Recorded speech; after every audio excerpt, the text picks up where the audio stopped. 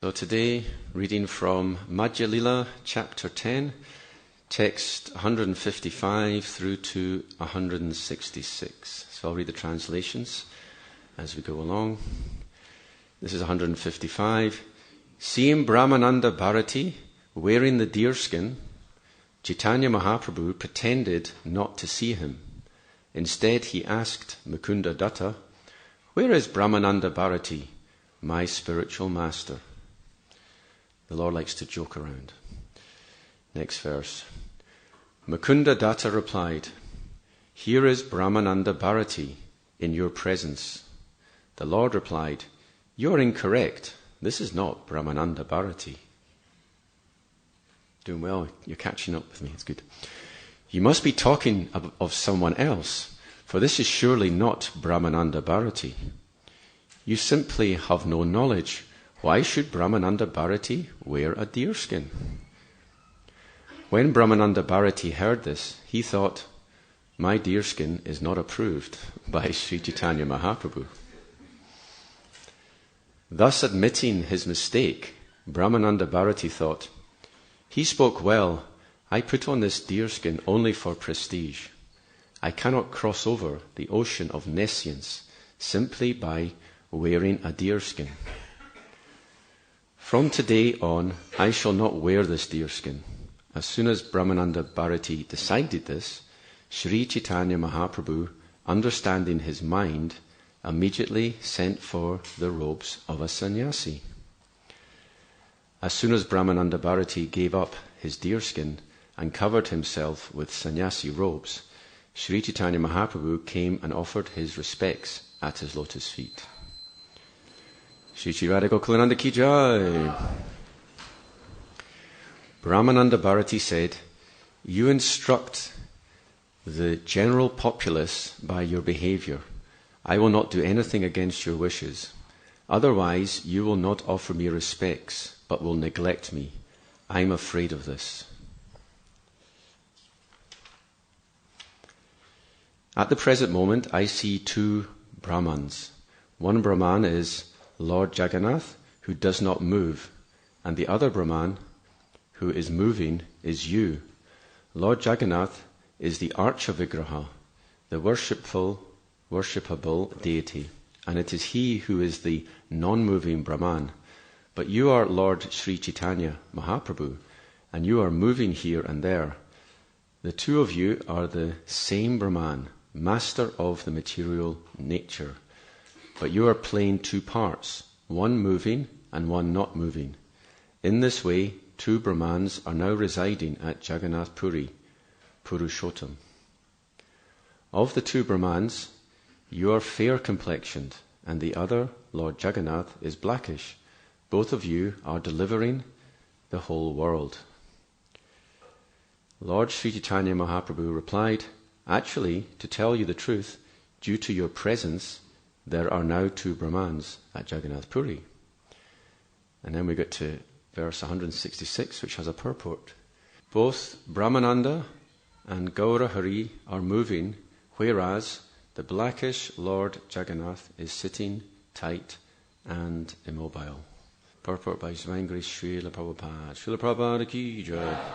Brahmananda Bharati wanted to prove that there is no difference between the Supreme Lord and the Jiva, whereas Chaitanya Mahaprabhu wanted to prove that he and Brahmananda Bharati were Jivas, and that although the Jivas are Brahman, they are many, but the Supreme Lord, the Supreme Brahman, is one.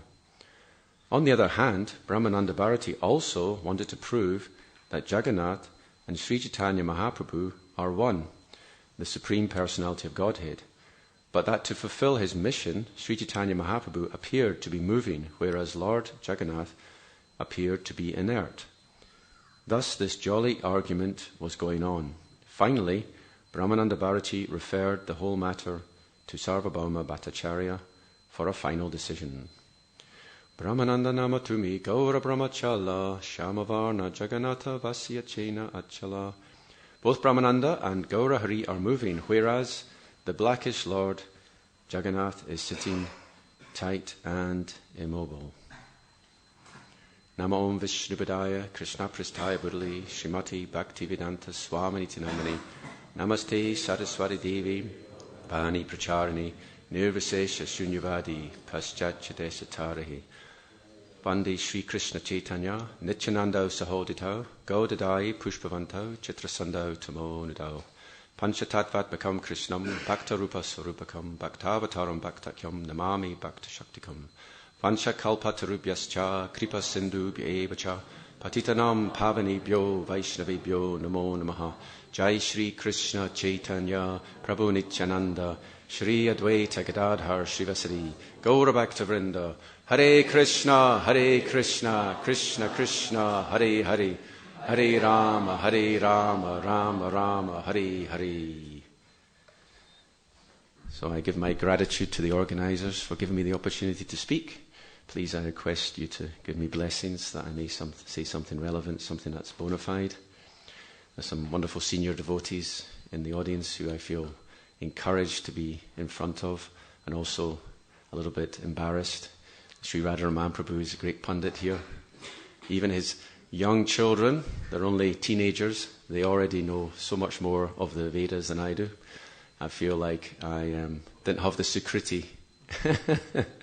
He's stopping me. Okay, I won't glorify them. Who is the associate of Mahaprabhu who said, "You're lucky you've received the praise of chastisement, and I've received the poison of being glorified"? Who was that? Remember? Who? Advaita Acharya. Okay. Sanatana Goswami. We have to research. Anyway, it's interesting. It's nice to be chastised. It's interesting that Prabhupada, often when he glorified one of his disciples, he didn't do it when the disciple was there. He would refer to something about a disciple, and the disciple would hear indirectly. It's kind of nice thing to know. One time, Jayapataka Maharaj, he would often ask questions in classes, and he once, at the end of one class, he asked Prabhupada something about Radharani. And Prabhupada smashed him. He said, "Why are you asking about Radharani, this high elevated topic? What platform are you on like this?" And he chastised him. A few days later, Prabhupada was giving class again. Jayapataka Maharaj wasn't there. And at the end of the class, any questions? And he goes, "Where is that Jayapataka Maharaj? He's very good. He likes to ask questions." So Jayapataka Maharaj, he was kind of beaten down one day, but then when he heard indirectly, he felt really happy that Prabhupada was kind of endorsing his enthusiasm, which is known as pariprashna, right? Tadvidi pranipatina pariprashena sevaya upadekshantitegina geninas tatvadarshanaha. Once we take a spiritual master, we must inquire pariprashna from all different angles of vision, try and get the truth, because understanding the truth is the path to ultimately attaining Krishna Prema. And this pastime has got several aspects. There's an aspect about dress, and there's an aspect about philosophy. And the two are there. And Mahaprabhu, he's teaching something about how we should dress, and he's actually not teaching about philosophy, because there's one part of philosophy that Mahaprabhu can't really teach. That is that he is the Supreme Personality of Godhead. That's not his mood to do that. Apani karimu bhakti bhava angikari, apani achari bhakti shikaimu sabari. He comes in the mood of a devotee to teach people how to worship Krishna. So it's said that when persons would say that he was the Supreme Personality of Godhead, what did Mahaprabhu do? What did he do? Cover his ears. Yes. Did he say Vishnu? Vishnu. Covered his ears. He didn't want to hear it, because that wasn't his mood. But he still manages to teach through others, and he's actually teaching through Brahmananda Bharati. So there's a play of words here. Brahmananda means Brahma. Because Brahmananda Bharati is saying, you and Lord Chaitanya and Lord Jagannath are the Supreme Personality of Godhead. And it's understood, just from this interaction, Brahmananda Bharati could understand Mahaprabhu as the super soul. He knew him. He knew his mind so well. He got the realization, because just when he was thinking, I had this pride, and he spotted that pride, and as soon as he gave up that, immediately Mahaprabhu said, "Put on sannyas robes." The timing was perfect. Sometimes you meet someone and they They know you so well, and you think, this is uncanny. Yesterday, Tarun Krishna said he met someone on the street, and the person said, you can even know people's minds, Tarun Krishna said, and this man said, do you know my mind? He said, no. And he goes, guess my name. And Tarun Krishna just, out of the blue, just said, Alfred. And the man was like astonished, and he said, that's my actual name, and he purchased the book. So we're not super soul, but if we just serve Krishna, then sometimes he does it for us, you see. So it's interesting that I often wonder, there's different schools of thought within Gaudiya Vaishnavism. Some Gaudiya Vaishnavas, they don't like to put a peacock feather on Lord Chaitanya. Now, this was actually brought up to Prabhupada on several occasions. One time Malati Prabhu asked, well, actually, Prabhupada corrected her. He said, why is Lord Chaitanya not wearing a peacock feather? And she asked, should he wear? He said, yes, always. And then she asked, what about Lord Nityananda? Should he wear a peacock feather? What do you think he said? Someone saying no? No? Most people are saying no. He said, sometimes. He can wear sometimes, but Lord Chaitanya should always wear. And I'm wondering, why is it that the Gaurati tune that Prabhupada, or the Gaurati song Prabhupada brought to ISKCON, it is that one Leela where Mahaprabhu is actually in the mood of being Krishna, and he's receiving worship. It's the Mahaprakash Leela. So it's interesting that Prabhupada emphasized this point. Now, here's a little thought. I was just reading the beginning of Adi Leela. How would you feel if a pure devotee, someone with prema, were to offer obeisances to you? How would you feel? You might feel a little bit embarrassed, right? A little bit, this is inappropriate. But actually, Krishnadas Kaviraj Goswami offers his obeisances to all the readers of Chaitanya Charitamrita. So just by reading it, he's offering obeisances to us. How do we feel about that? It's like really embarrassing, isn't it? But that shows the humility of him. And he begins the Adi Leela with 14 verses. And they're known as the Mangala Acharana. Acharana means invocation. Mangala means auspicious. And then he describes, after giving those 14 verses, he describes them. And he explains that the first 4 verses, they cover 3 topics. Does anyone know what 3 topics they cover?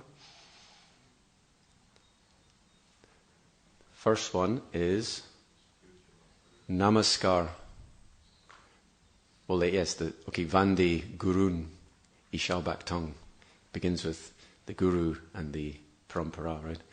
But it's actually, the word Vande means offering obeisances.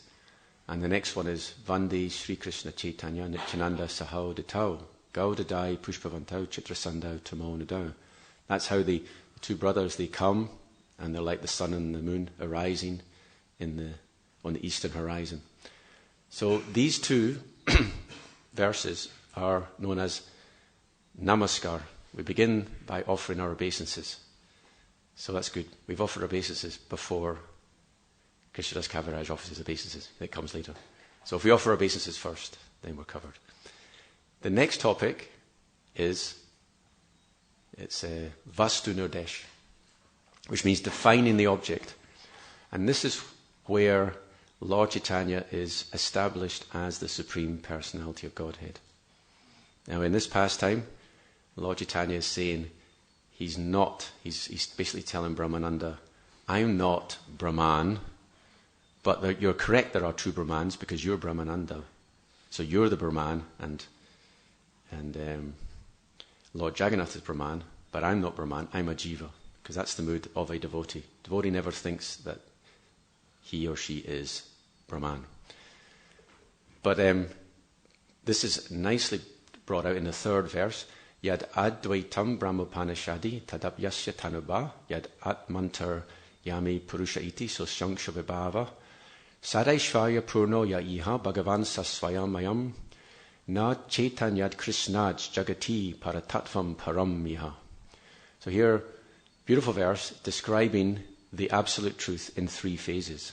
The first phrase, Brahma, which is the bodily effulgence of Lord Chaitanya, who is Krishna. The last line is Na Chaitanyad Krishnaj Jagati Paratatvam Paramiha. There is no higher truth than Lord Chaitanya, who is Krishna. So Kaviraj Goswami establishes Lord Chaitanya as Swayam Bhagavan. Krishna's tu Bhagavan Swayam, the Bhagavatam states. This principle is stated at the beginning, and with the additional feature that Krishna and Lord Chaitanya are non-different. Then the three phases, Brahma which is described as Advaita. Advaita Brahma is the bodily effulgence of Chaitanya Mahaprabhu. His expansion is the Purusha, or the Atmantaryami. Atma, Antaryami means the indweller. The Lord is within all our hearts. Lord Chaitanya is within our heart. And Sadaishvarya Prunoya Iha Bhagavan Swayam Saswayam Ayam. Meaning that Lord Chaitanya is none other than Swayam Bhagavan. And he's full in all six opulences. So this is how the tattva of Chaitanya Charitamrita is nicely established. And once that's done, Lord Chaitanya can be in the mood of devotee and we won't be bewildered because we already know who he is. Another example, several Mondays ago, Prabhupada was giving class. Prabhupada gives class every Monday, just in case you don't know.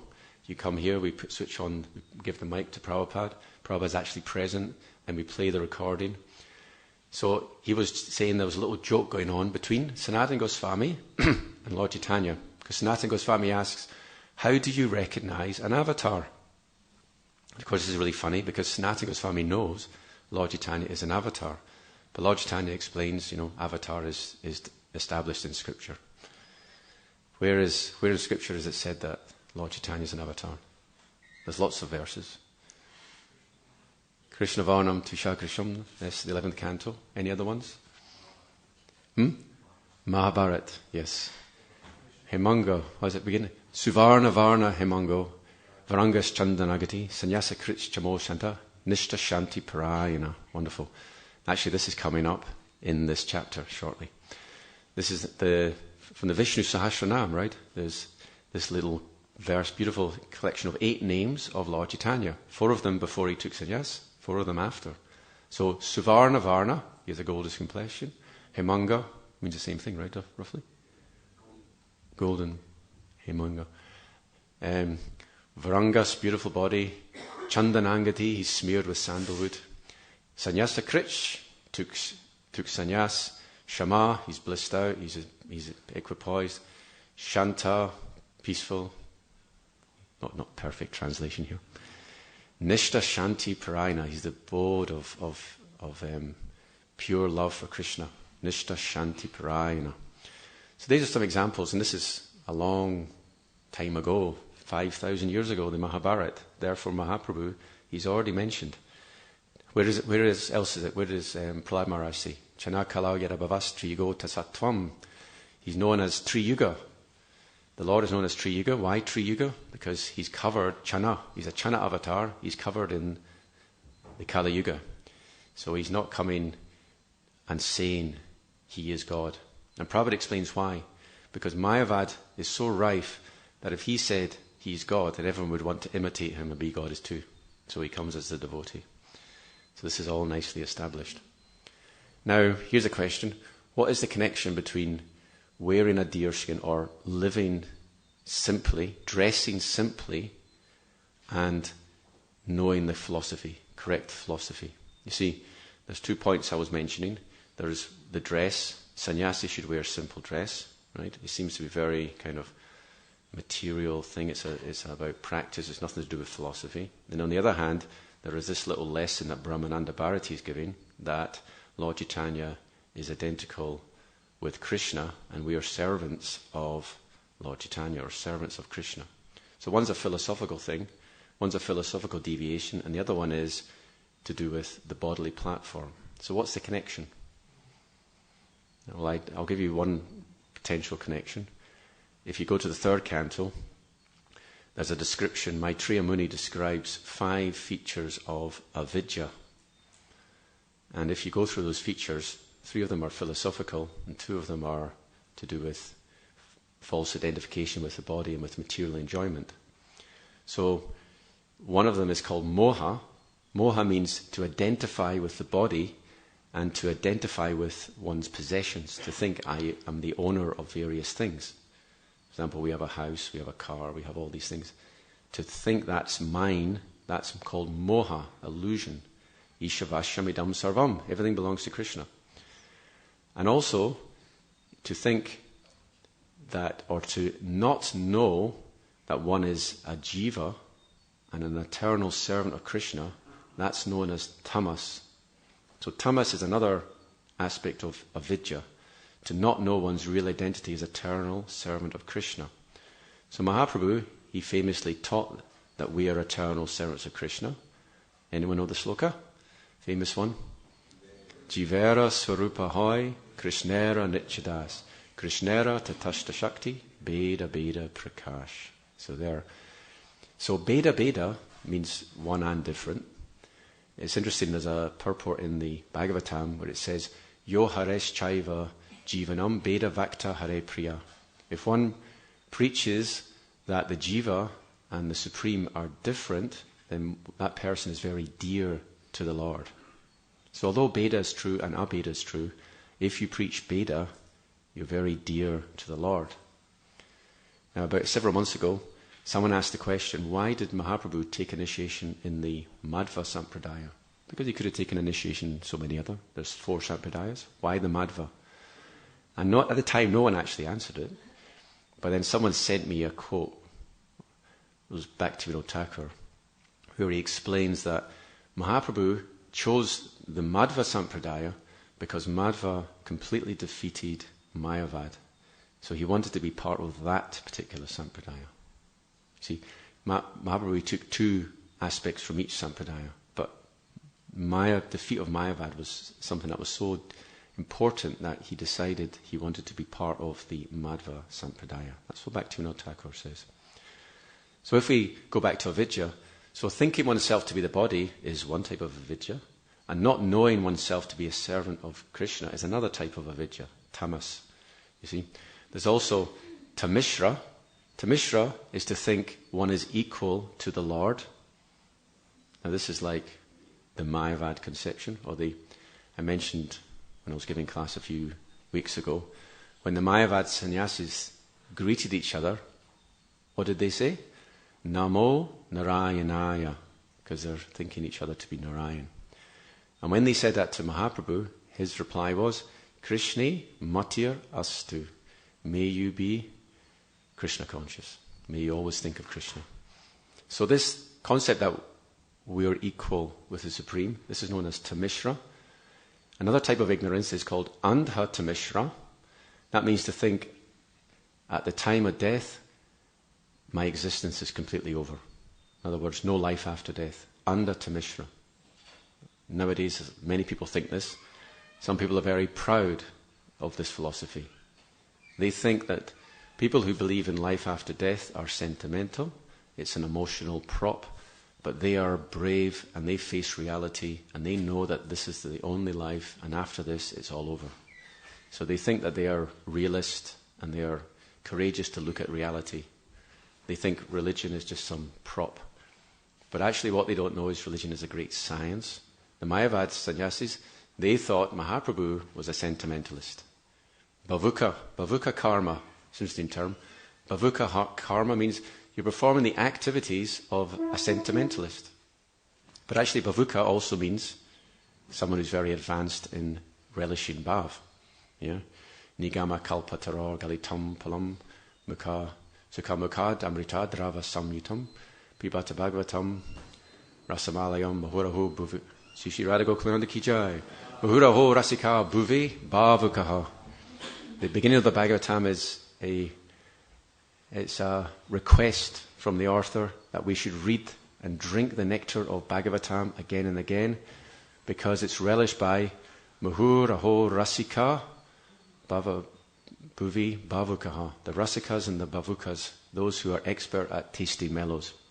And this is, if we want to know why we have struggle, you may struggle, I struggle. Sometimes I'm more attracted to watching some YouTube video than I am to reading Prabhupada's books, because I'm not Bhavuka, I'm not Rasika. But we have to come to that platform. Vayam tu na vetripyama uttama shloka vikrami yats trinvatam rasa jnanam svadu svadu pade pade. Every step it's relished to those who are rasagya. So I've introduced some phrases. Some of you will be familiar with those phrases. Rasagya, one who understands rasa. Bhavukaha, rasika, all pretty much the same thing. So we were going through avidya. We did 4. Who can remember the first 4? Do a little recap. Moha, and what does it mean? Yeah, what type of illusion in particular? Yes, moha means identifying with the body. That's one of the 4. Tamas meaning? Ignorance of what? Yes, ignorance that one is actually a servant of Krishna. There's 2 more I gave. Tamishra, which is what? Okay, so tamas means not knowing your real identity. Tamishra means thinking something that your identity to be something that is not the case. To give you a hint. Like moha. It means to think oneself one with the Supreme. Now the 4th one I gave was anda tamishra, meaning? Yes, consider death to be the end. And the final one is known as maha moha. It's interesting, it's translated as... Actually, when Prabhupada translates it, he doesn't actually translate each word like I've done. He just leaves it as it is. So he leaves moha as moha. Maha tamas is what's mentioned in the verse. But then in the purport, Prabhupada explains the meaning of all 5, and he calls maha tamas maha moha. And that means to be mad after material enjoyment. In other words, to be a sense gratifier. So we all have experienced that, I think, to some extent. So if we're proud at all, we should understand that we're actually in avidya if we have sense gratification, or we desire sense gratification. So to be a sannyasi, one has to go beyond avidya. So part of avidya means giving up material possessions. So Mahaprabhu is telling Brahmananda Bharati, just by looking he's telling him, he's not saying it, but just by looking he's saying, you're attached to your deer skin, please give that up. Right? So here's a question. There's a similar pastime in the Chaitanya Charitamrita about another great devotee that came before Mahaprabhu, and his dress was inappropriate because it had some element of opulence about it. Who knows who I'm referring to? Sanatana Goswami. And what was he carrying? A blanket, yes, a woolen blanket. So this is an interesting pastime. When he escaped from his service to the Mohammedans, right? He's still looking like a Muslim mendicant. So Mahaprabhu was in the house of Chandrasekharacharya, and because he's the all-knowing Lord, he understood that Sanatana Goswami was outside. So he told Chandrasekhar, there's a devotee outside, please invite him in.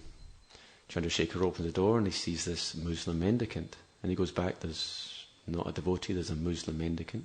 Mahaprabhu says, invite him in.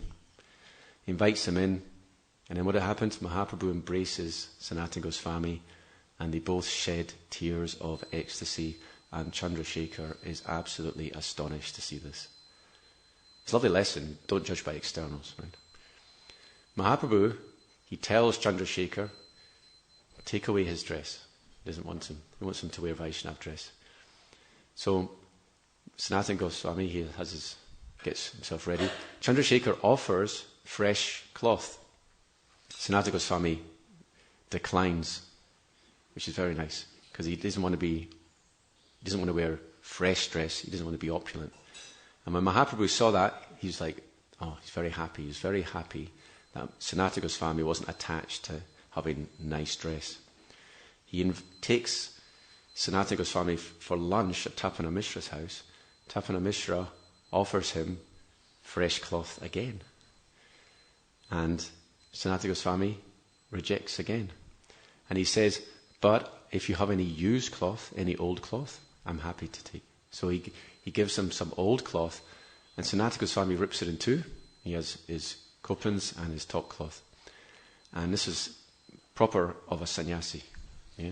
It's said by Kavi Karnapur, Niskinshanasya Bhagavan Bhajanon Mukasya, Param Param Jigamasho Bhavasagarasya. Sandarshanam Vishayanam Matayoshitanksha, Hahanta Hanta Vishabhakshanatu Pyasadu. That if one is serious about crossing over the ocean of material existence, one has to become Niskinchana. What does Niskinchana mean?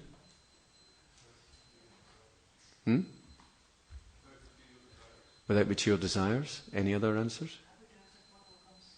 Yes. Yes. I'm looking for a more literal meaning. Nish means without, and kinchana something, right? Is it something? What is this? What is kinchana? Something? Okay. Niskinchana means, or another phrase is akinchana. Queen Kunti, Jain Maishvarya Shruta Shribir, Eda Mana Madapuman, Naiva Heart Jabidatum Vai, Tvam Akinchana Gocharam. If you want to attain Krishna, you have to give up your intoxication or your intoxicating attachment for good birth, janma, aishvarya, opulence, shruta, learning, shri, beauty. If you have any of these things, very difficult to give heartfelt prayer to the Lord for protection. So, akinchana gochara means someone who, within themselves, they have nothing. Let's go back to the verse. Niskinchanasya means one who has nothing. So for such a person, if they see a woman or a sense enjoyer, was it sandarshanam vishayinam atayoshitangscha? They see a woman or they see a vishayi, sense enjoyer, which often means a woman hunter, then that's equivalent to drinking poison for them. They're like, ugh, because it spoils their attempt to connect to Krishna. To be a yogi, na hya sanyasta sankalpo yogi bhavati bharata. Bhagavad Gita says, you cannot become a yogi, and Krishna means a bhakti yogi, unless you renounce your desire for sense gratification. Therefore, Brahmana Bharati, if he's wearing a deer skin, that's that little thing, that little thing, it can be the difference between connecting to Krishna and not. Sometimes if someone has cancer, sometimes they're given they have an operation, remove the cancer, but sometimes they're also given chemotherapy just in case there's a little bit left.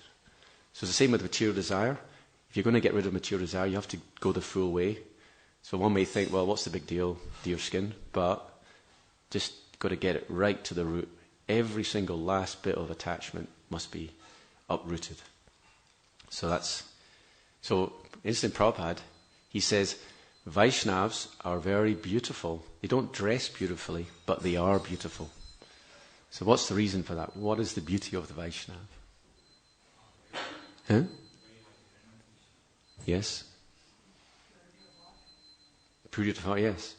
One time Prabhupada was given initiation to a young American lady, and he said, you're very beautiful, now become beautiful on the inside.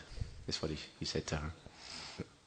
So Prahlad Maharaj, he's got a lovely realization of that. Naivat mana prabhuriyam nija labha purno manam janad avidusha karano vranita yad jano bhagavati vidadita manam tatschat mane pratimukasya yata mukashri. Says that the Lord is nija labha purna. He's complete in himself. He needs nothing.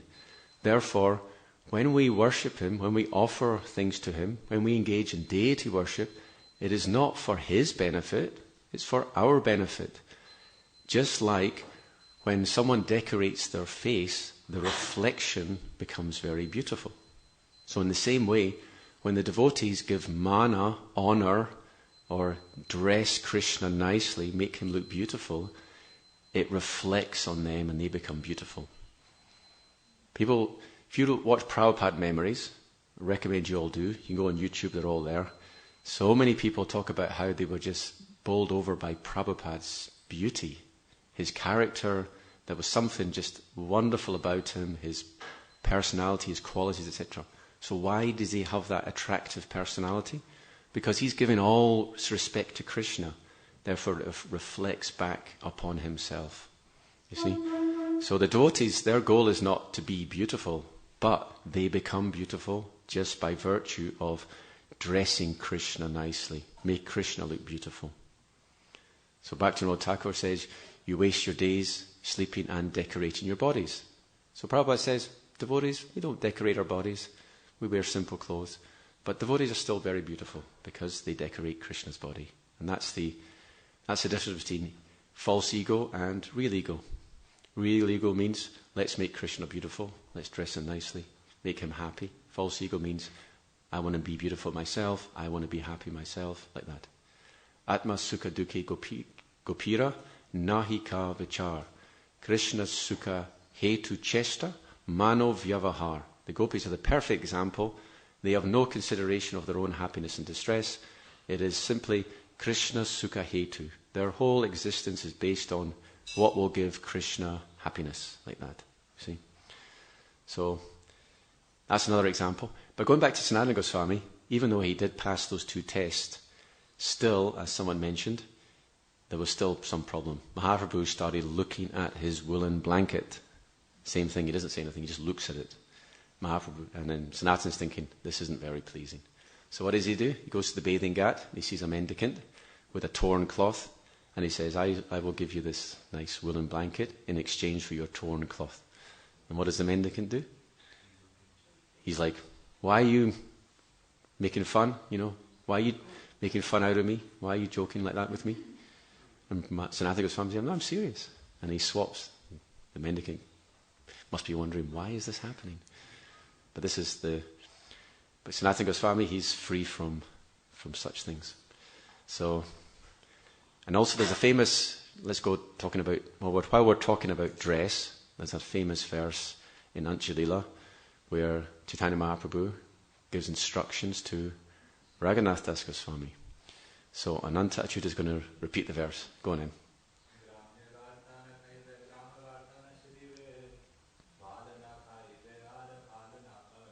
Perfect. Gramya kata na shunibi. Let us not hear Gramya kata, which means mundane talk. We don't want to know who's top of the Premier League right now. We don't need to know who the bookmakers are saying who's going to be the next Prime Minister of England. We don't need to know these things. Gramya kata na shunibi. Don't hear it. Gramya varta na kohibi. Do not speak it. Balo na kaibi. Do not eat luxuriously. Balo na paribi. Do not dress nicely. Once again, dressing nicely means you are the enjoyer. We have to get rid of this mentality. Now, when I reflect on these things, let's be honest now, if you look at the history of ISKCON, there are many ways in which the early devotees, the Prabhupada disciples, they actually followed those things to a higher standard. You know what it used to be the case in the ashram, Brahmachari ashram generally was, all the devotees were just devotees, they don't belong to anyone. Just like, let's wash them all. There's a group of devotees, and someone just pick a devotee out and put it on. Which is great, no attachment there. There's another thing that I heard, which is not advisable. It wasn't a good idea, but they had, wait for this, they had one toothbrush. Oh. And they had this mustard oil, so they were just kind of sharing the same toothbrush. Not recommended. But, some Prabhupada lectures, he says, we are following Nivritti Marg. Now this is wonderful. We really need to get this understood. We have to put this in our heart, Nivritti Marg. So, in Prabhupada's time, some of the temples, they were full up. And I'm going to say something, I hope I don't regret it. But nowadays, my feeling is temples are not very eager to have people stay. It's usually you have to jump through a lot of hoops. But in those days, it was like, come on, stay, sleep a few nights, shave up. One time, Prabhupada, what does he say? There was one book distributor was discussing, he said, I'm trying to remember exactly how it goes. I think it was Gopa Brindapal, book distributor. He said, when we're on the street distributing books, the public are criticizing us. They're saying, we only ever see you when you're trying to sell us something. So Prabhupada gave an interesting reply. He said, you tell them you can be with us all the time. You can come with us. You can live with us. And after staying with us for a few days, you'll become like us. This is the power of devotee association. So if just bringing people into the association of devotees, where you sleep, and in those days, people were sleeping on the stairs, people were sleeping on the landing. There wasn't enough room for everyone, you see. So they were sleeping in a very austere way. But that was the mood at the time, and Prabhupada really appreciated this mood. Nowadays, maybe we're not like that. I mean, most people are grihastas, and maybe they've got a soft bed. I've got a soft bed, I admit it.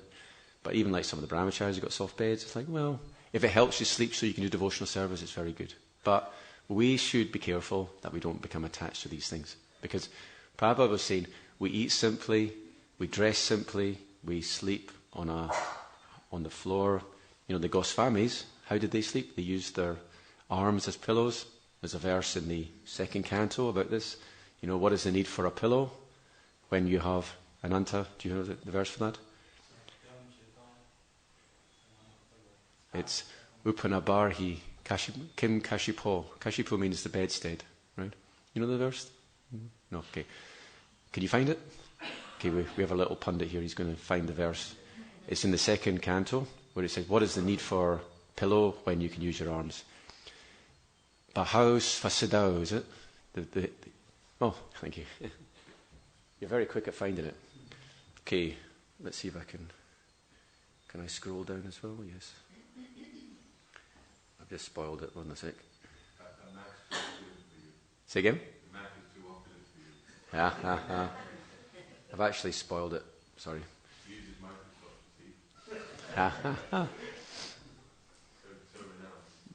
So the magnification is so high that I scrolled away from it. Bring it back. Thank you. If you got a mic, you could read it. Do you have the portable mic? Make it easier that way. Okay, thank you. Okay, this is 224. Satyam kshatau kim kashipo prayasayar bahaus vaside yupabar hanai kim satyanjalau kim purudhana patriya digval kaladau sati kim dukulai. Yeah, it was. The arms are svasida, being self-sufficient. Okay, so here's the translation. Where there are ample earthly flats to lie on, what is the necessity of cots and beds?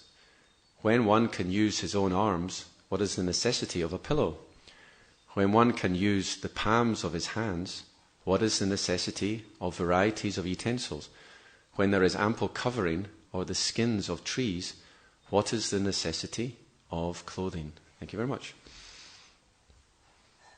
When I joined, there was a really fanatical, in a nice way, brahmachari. His name was Rupa Raghunath. And he was an amazing devotee. He was the top book distributor in Sydney all the time. He was just amazing at it. His nickname was Rupa the Robot. He'd just go out like a robot and he'd just go out and fire away books time and time again, non-stop. And he was perfectly designed for Sankirtan because he was kind of small and light, but he had quite big feet. So he never got sore feet. You know, there's one of the things about, if you're on Sankirtan, I'm a little heavier than Rupa, my feet are smaller than his, so when I go out in Sankirtan, not that I do very much, one of the things that gets me after a while is like my feet start to hurt. But he was like just designed, so he was just a machine that he could just do these things. And he would take me on travelling Sankirtan, and it absolutely killed me, and it killed everyone who went with him, because he just wouldn't give you a break.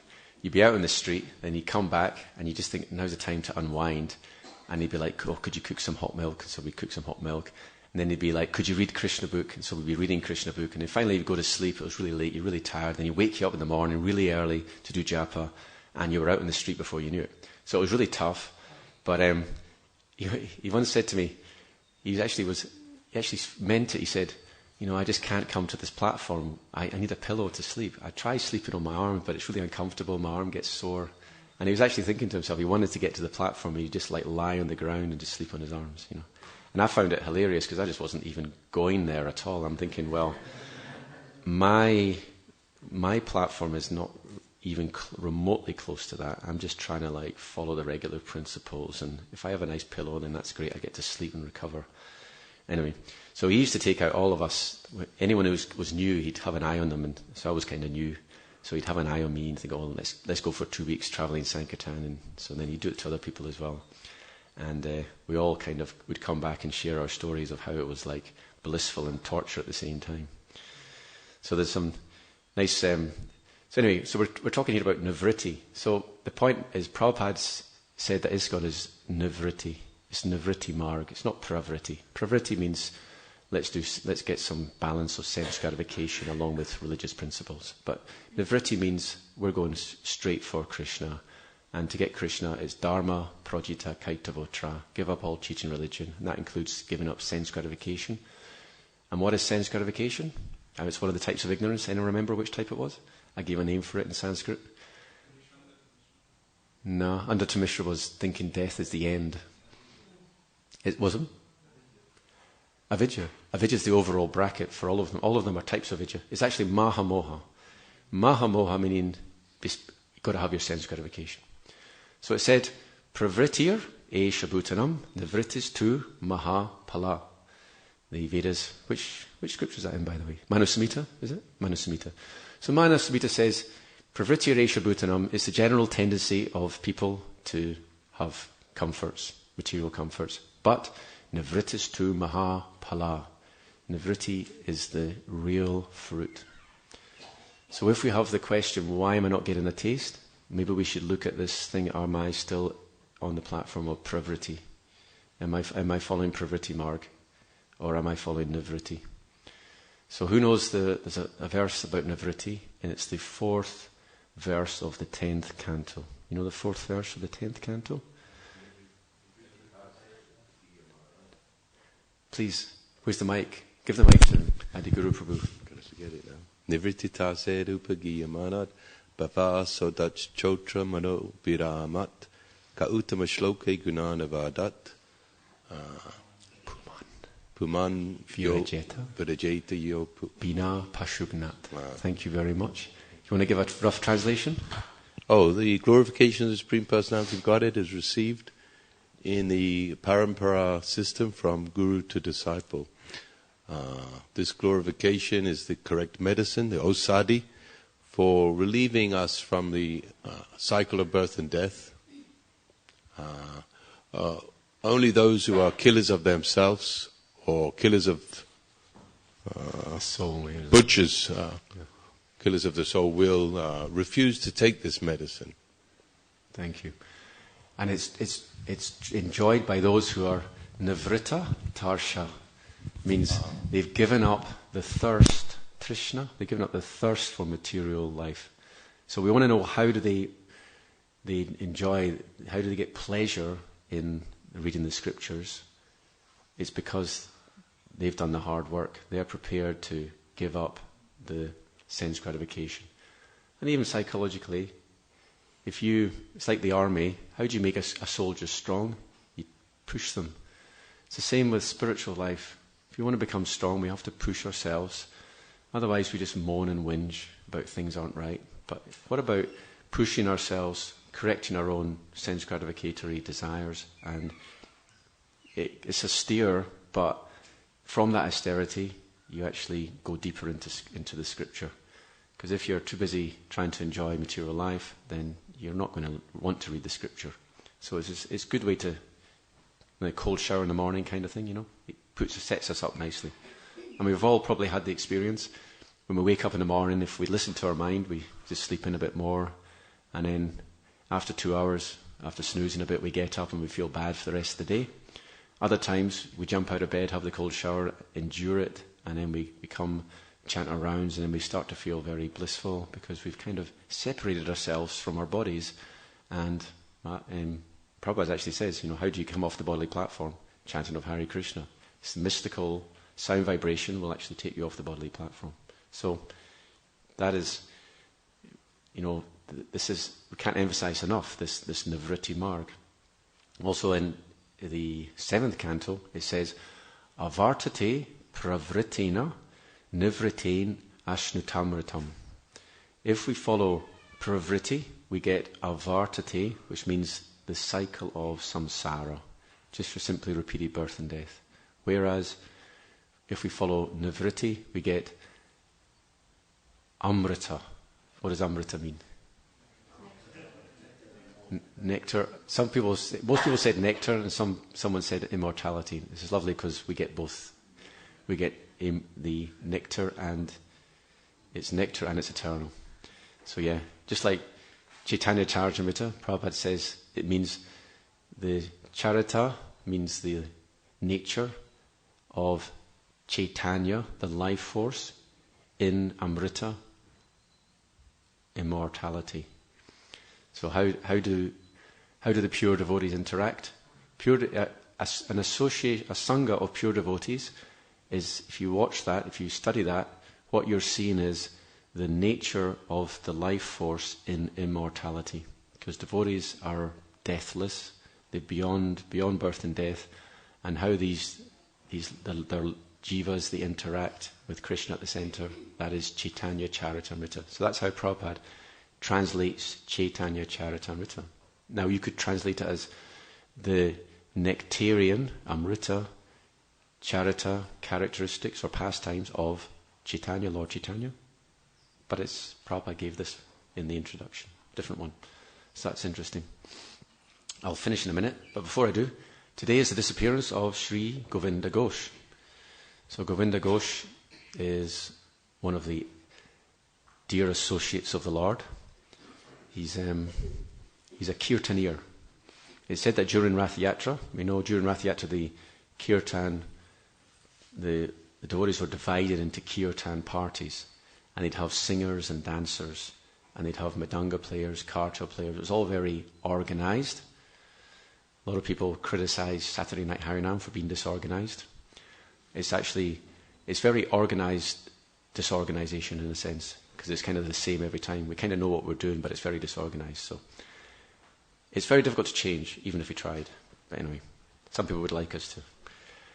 One of the main thing is the instruments should be softer.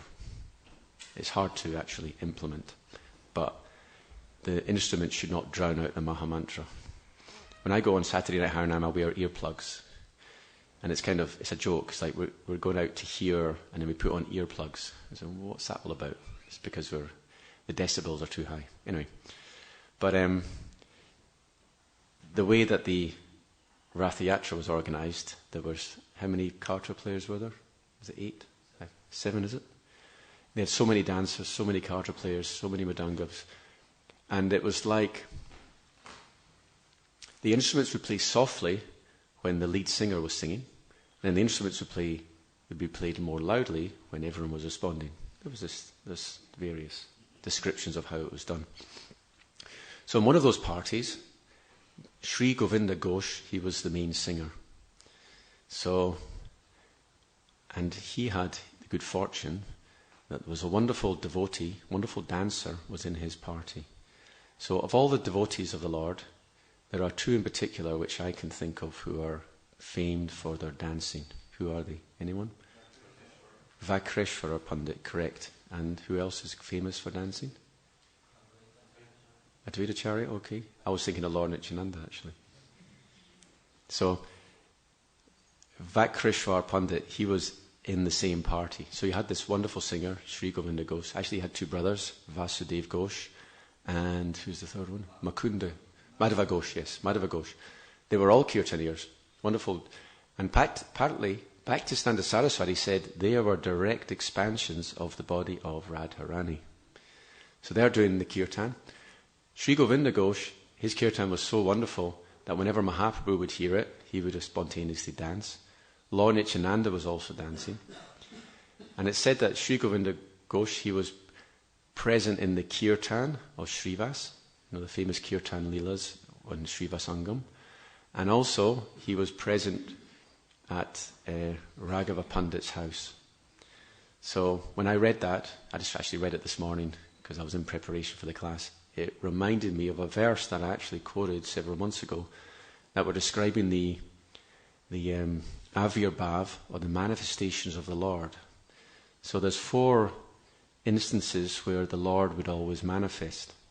Sachira Mandiri are Nityananda Nartani, Srivas Kirtani are Raghava Bhavani. In the house of Mother Sachi, the Lord was always manifest. In the Kirtan of Lord Nityananda, the dancing of Lord Nityananda, he was manifest. In the Kirtans at Srivasangam, he was manifest. And at the house of Raghava Pandit, he was manifest. Remember, Raghava is special cook. Him and his wife, they would create little bags and they would be taken to Jagannath Puri each year for Lord Chaitanya. So it's interesting that Sri Govinda Ghosh, whenever he was singing, Lord Nityananda was dancing. So you had Nityananda Nartani. Then he was present in the Srivasangam, so Srivas Kirtani. And he was also present at Raghava's Pandit's house. So that's amazing. He was one of those intimate devotees who was always experiencing the presence of Lord Chaitanya, even when he wasn't actually physically there, so to speak. But his presence was there, because he can be in many places at once. So these are some of the glories of Sri Govinda Ghosh. Haribol. So thank you all for your time, and I've left some time for comments and questions. Yes, Prabhu. Hare Krishna, thank you for your class. Thank you.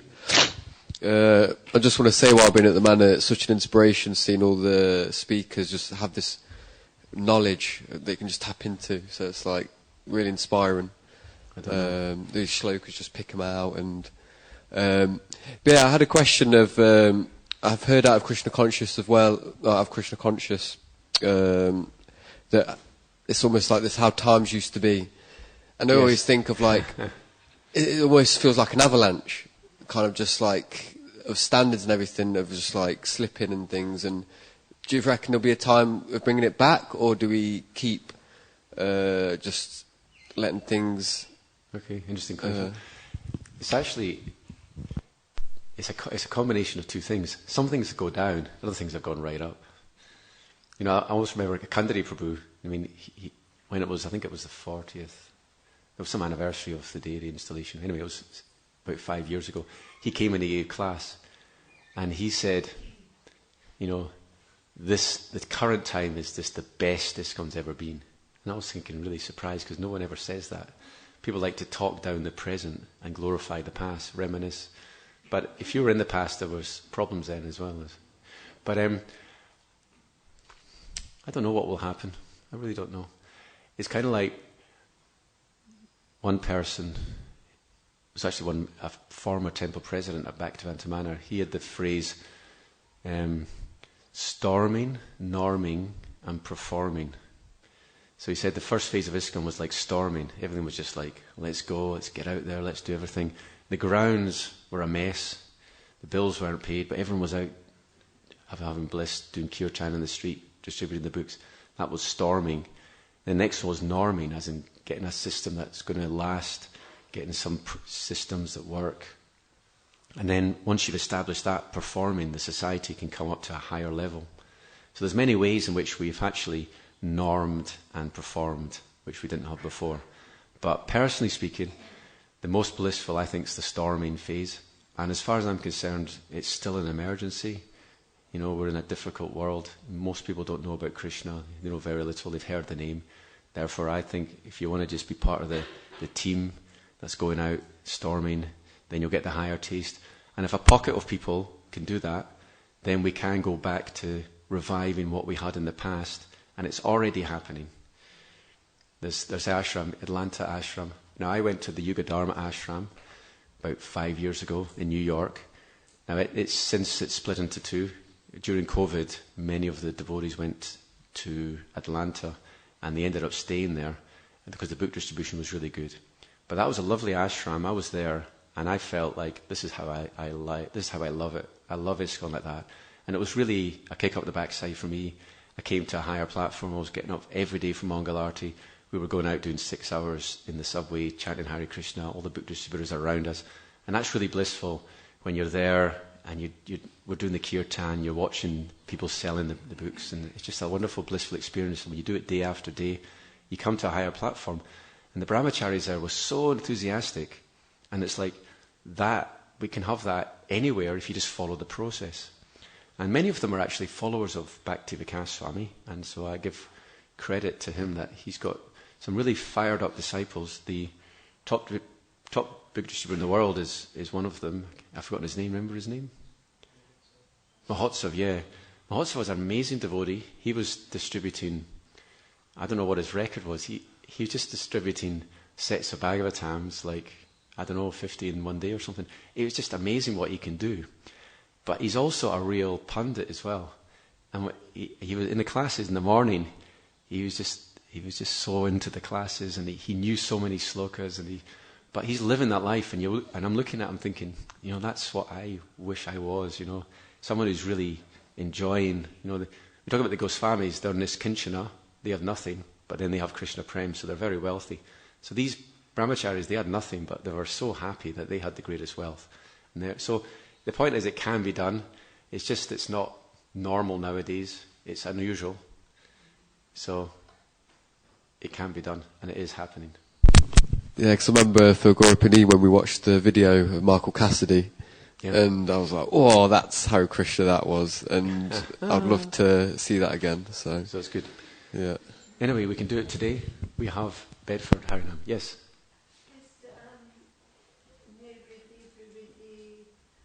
Maya is there. Yeah.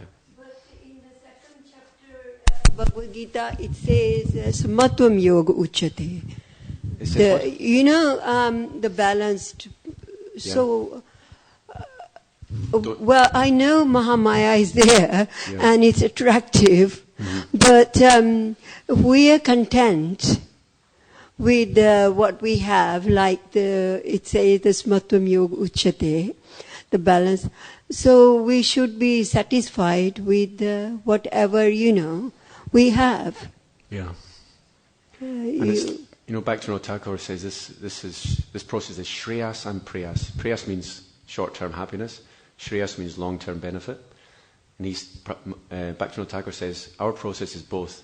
So we may find aspects of the process difficult, but if you compare with what, say, impersonalists have to go through, where they follow chastity and they sleep on the ground, they're just renunciates on a higher level. It's really, really hard, the renunciation they do. We have it quite easy. But it's good to have that balance. So we have the prasadam. It's prasadam time now. Prasadam is that way we can regularly just satisfy ourselves in a way that's spiritual, and we don't have to torture ourselves to the point where we can't follow the process, you see. So it's really nice. In the old days, it was like the Sunday feast, and it was like throughout the week, it was really plain food. But imagine if you eat simply throughout the week, not only is it healthy, but imagine what the Sunday feast is like after that. It's like, wow.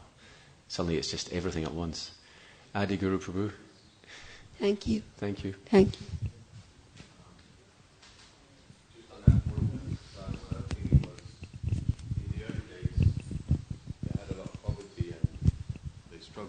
Prasadam was always cooked in ghee. So it was always, Prabhupada said, prasadam should be sumptuous every day and opulent on Sundays. And the funny thing is, the way they attracted devotees to move around their temples, or that they would cook really far out prasad, then everyone would leave one temple and go to that temple. Thank you. But I don't think you can say that the prasadam was plain and austere in the early days. I think it's more austere now because we're not using ghee. I think it's actually, thank you, it's a bit of both. There was times when the bills weren't getting paid and they were just eating potatoes and cabbage, but anyway. Thank you, Prabhuji. I have one question, but before I say so, I think your class today was phenomenal. Thank you. It was so beautiful. Only yesterday I was listening to your spiritual masters debating about the existence of God, and I was thinking that the second generation and third generation, they're such good representatives of Srila Prabhupada's followers. And Prabhupada would be so proud, I think, to know the level of which people have grasped his books, his teachings, and it's so inspirational to sit and hear you. So I really want to thank you. It was so wonderful. So I have a very small question. In the purport, Srila Prabhupada mentions that Lord Chaitanya and Sarabhoma and Brahmananda Bharati, they were having a jolly argument. And previous to that, the speakers discussed about Govinda. and Ishvara Puri. And the whole chapter 10 is a very jolly display of love and affection between Gauranga Mahaprabhu and seniors and juniors. So when you think of this, I would like to ask you to reflect upon that and talk a little bit about the inner personality of Chaitanya Mahaprabhu and how he deals with his devotees in such a loving way despite being God. So please, can you share your thoughts on this? Well, the first thing that comes to mind is Sadhavo Hridayam Mahyam, Sadhunam Hridayam Tvaham. Was it Madanyat Te Na Jananti, Naham Te Byo Managapi? So the devotees, they are living within the heart of the Lord, and the Lord's heart is the devotees. So from the Lord's perspective, it's like he just loves his devotees. Bhagavan Bhakta Bhaktiman, he's the devotee of his devotee. So these loving exchanges, I'll say a few things what I think. Everyone is on the same platform, everyone is intelligent, they're very conscious, little small gestures have meaning and they pick up on them. We see the example of he looks at someone's blanket and it's a message and they get the message. There's a lot being said just by little gestures and small things. So it's a very conscious, the Sangha is very conscious. Prabhupada said, first become conscious, then become Krishna conscious. So there's not that kind of ignorance. Sometimes we need to be told things very directly to get them. So they're elevated personalities, they're all tasting rasa, and there's some interaction going on. And, I don't even pick up on half of it. I mean, I remember when I was going on, I mentioned this story of going out in Sankirtan with this Rupa Raghunath. And it was funny that I got a bit of beginner's luck. There was some little pastime in the Chaitanya Charitamrita, and I just kind of read it, it was little, and I just kind of got it, it just kind of clicked. I don't even remember what it is looking back on it. But a lot of the time when I read Chaitanya Charitamrita, I don't actually pick up on a lot of what's going on there, because I'm not really in the bhav. But my feeling is, it's as I've said, it's very loving, everyone's putting other people first. It's what happens when, if each individual person thinks, I'm the lowest person here, everyone's greater than me, and they all interact, it's kind of, you get this kind of escalating ecstasy where it's kind of like, so I was like, how dare you say anything glorification of my class? Because let's be honest here, you can like pick up pages of scripture and you just kind of recite slokas from memory, and I don't do that. But you're just being nice to me, But it's a nice exchange because you're kind of being nice to me and I'm nice to you, So it's like that. It's not like materialism. It's the opposite of materialism where everyone's trying to be first. But I want to hear what you have to say because you asked that question, so you must have an answer. No, please. It was an interesting question. I just want to hear your insights on it.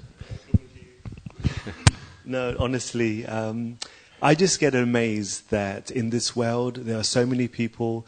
In fact, the latest survey shows that there is 85% of people in the entire population who subscribe to the concept of God. 85%. That's a huge number. Yeah, that's about 6 billion people who subscribe to our faith. In the world. Okay. And I was just thinking that in our philosophy, it's so beautiful how God is not just a personality of awe and reverence, but is a personality with whom we have a direct and a reciprocal relationship with. And when I hear you speak from Chaitanya Charitamrita, it gives us so much more encouragement because it's that similar relationship that we can have with each other.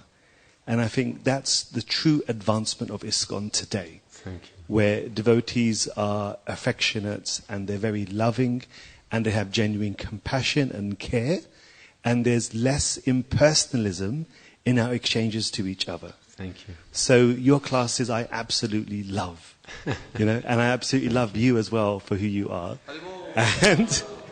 And when you were speaking, I was just thinking that I'm so fortunate to be part of your Sangha and the Sangha of devotees in ISKCON, because it really is rare when you compare to the number of people that believe in God and number of people that understand the intent and the heart of God. But I would like to request if Adiguru and other devotees please add something. Adiguru is a wonderful dancer, by the way. I think Radharaman, Sri Radharaman Prabhu is very, he's... He gives all respect to others, I know. No, he's correct in glorifying your class, because it was a really top quality class, and reminded us of that we have to do penance to get spiritual life, to get the real thing we have to. No. I mean, there's a lot of issues we could have talked about preaching and opulence and the use of opulence, yukta vairagya, because if you go to Mathura train station on any given day, the whole place is littered with sadhus who have nothing, and they live day to day. And they're traveling all over India constantly, whatever they're doing, but they're not preaching Krishna consciousness, nor do they manifest cleanliness or, someone's going to... Anyway, that's a whole other topic. I'm not going to say. All I wanted to say was two things. One, Radharaman said, Prabhu, that a lot of Prabhupada disciples, they say that our generation, we know more than what they did, because they weren't studying so much. They didn't have all the books that we have. Books were coming out. Books weren't even... The whole Bhagavatam wasn't even out, etc.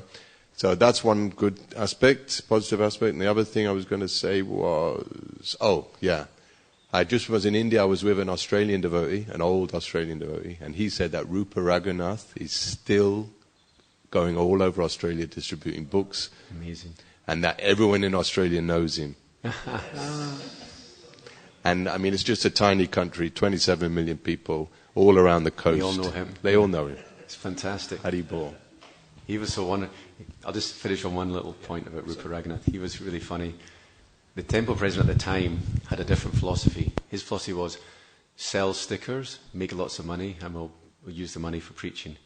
And so he hated the Christmas marathon, as it was called, because he was told, no books, you're going out and doing stickers. And he was really good at stickers as well. So what he used to do, about a month before the marathon, he'd go out and do extra books, keep a bit of money aside, and then during the marathon he'd distribute books and then take that money and hand in a bigger score, and then he got to distribute books during the marathon because he found it really dry doing stickers all the time. Anyway, it's fun and games. Anyway, it's Bedford Harinam today, if anyone's interested. It's a lovely town. Cambridge next Saturday. We're doing some big towns. We've got a new initiative. Adi Guru Prabhu's got an idea and we're all going along with it. So we want some nice big towns. We all go in the minibus, 17-seater. So stay in touch. If you feel like going on Harinam, it's a really blissful experience. Hare Krishna. Grantaraj Sri Chaitanya Chardamrita Ki Jai, Srila Prabhupada Ki Jai, Nitai Gaura Premanandi.